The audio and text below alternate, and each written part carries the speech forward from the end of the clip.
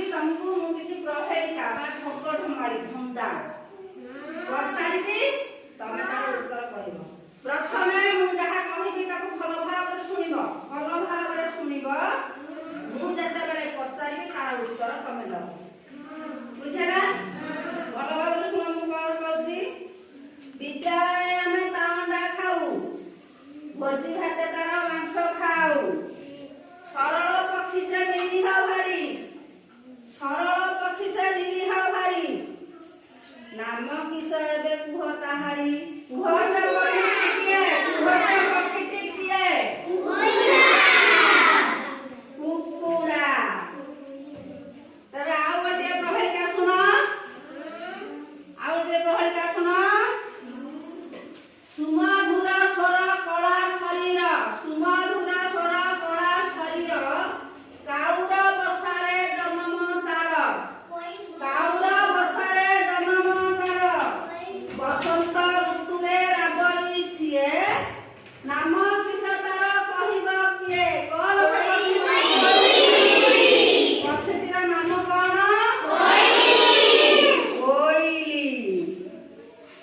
ତାହେଲେ ଆଉ ଗୋଟିଏ ପ୍ରହେଳିକା ଶୁଣିବା। ଭାରି ହିଂସ୍ର ସିଏ ରହେ ବଣରେ, ଭାରି ହିଂସ୍ର ସେ ରହେ ବଣରେ। ଦୌଡ଼ି ଦୌଡ଼ି ତା ଖାଦ୍ୟ ଧରେ, ଦୌଡ଼ି ଦୌଡ଼ି ତା ଖାଦ୍ୟ ଧରେ। ତା ପାଇଁ ଜଙ୍ଗଲେ ଭୟ ଆମକୁ, ସଭିଏଁ ଡାକନ୍ତି ମାମୁଁ ତାହାକୁ। ଭାରି ଭାରି ସଭିଏଁ ଡାକନ୍ତି ମାମୁଁ ତାହାକୁ। ତାର ନାମ ଏବେ କୁହ, ଜାତୀୟ ପଶୁରେ ଗଣନା ହୁଅଇ, ଜାତୀୟ ପଶୁରେ ଗଣନା ହୁଅଇ। ସଭିଏଁ ଉତ୍ତର ଦିଅ। ବାଘ ନାଇଁ। ଆଉ ଗୋଟିଏ ଶୁଣିବା। ବଡ଼ ଭୟଙ୍କର ପାଣିରେ ଘର, ଆହାର ଧରଇ ଲାଞ୍ଜରେ ତାର। ସବୁ ଜୀବଜନ୍ତୁ ଖାଇ ସିଏ, ଦେଖିଲେ ମନରେ ଭୟ ଜନ୍ମାଏ। କହିବ କି ପିଲାମାନେ, ଜଙ୍ଗଲରେ ତା ଚାଷ ହେଉଅଛି, ଦେଖୁଛନ୍ତି ଯାଇ ଜଣେ। କୁମ୍ଭୀର ନାଇଁ।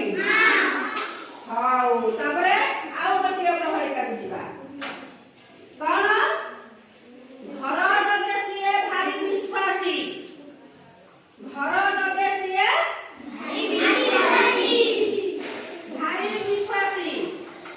ଆହାରେ ଅଟଳି ସେ ସର୍ବଗ୍ରାସୀ, ସର୍ବଗ୍ରାସୀ ସବୁ ଖାଏ।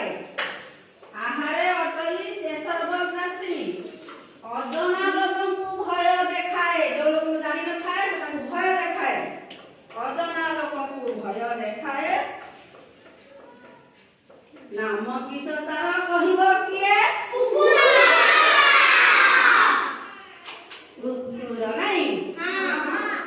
ଆଉ ଗୋଟେ କହିବା, ଆଉ ଗୋଟେ ଜାଣିବା। ଘାସ ନଡ଼ା କୁଟା ଖାଇ ସିଏ, ଘାସ ନଡ଼ା କୁଟା ଖାଇ ସିଏ। ହଳ କରି ଚାଷୀ ଚାଷ କରାଏ। ଭାରି ସରଳ ସେ ରହେ ଗୁହାଳେ। ନାମ କିସ ତାର କୁହ ତ ଏବେ?